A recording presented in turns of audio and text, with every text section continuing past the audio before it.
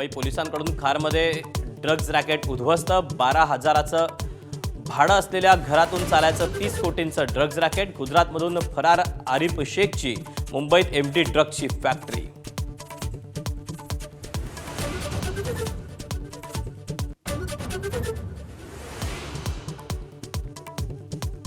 अमरावतीच्या परतवाडामधील आरोपी अयान अहमदला 21 एप्रिलपर्यंत पोलीस कोठडी। तरुणींचं लैंगिक शोषण केल्याचा भाजप नेते अनिल बोंडे प्रवीण तायडेंचा आरोप। तर मोबाईलचा डेटा रिकव्हर करतोय पोलिसांची माहिती।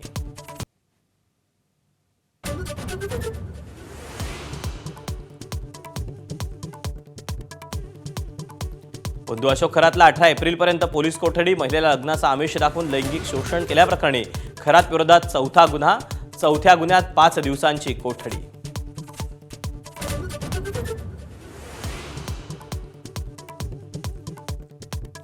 अशोक खरात प्रकरणी सत्ताधाऱ्यांची नावं समोर येत आहेत। खरातचा एन्काउंटर करतील खासदार प्रणिती शिंदेंचा दावा। तर पुरावे असतील तर द्या, मंत्री बावनकुळेंचं उत्तर।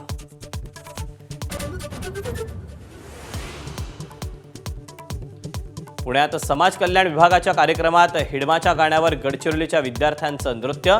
हिडमाचा उल्लेख पर्वत अशा अर्थी केल्याचा विद्यार्थ्यांचा दावा।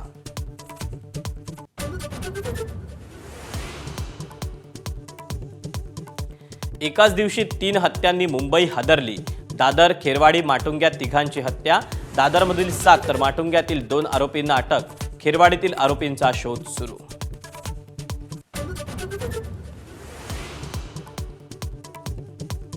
हॉर्मुझमध्ये अमेरिकेकडून नाकेबंदी। इराणहून जाणाऱ्या आणि इराणला येणाऱ्या जहाजांची नाकेबंदी। जगभर इंधन पुरवठ्यावर परिणाम होण्याची भीती।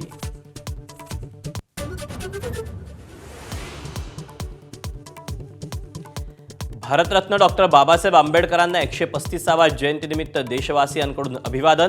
राज्यपाल, मुख्यमंत्री, उपमुख्यमंत्री चैत्यभूमीवर तर संसद भवन परिसरात पंतप्रधान आणि विरोधी पक्ष नेत्यांकडूनही वंदन।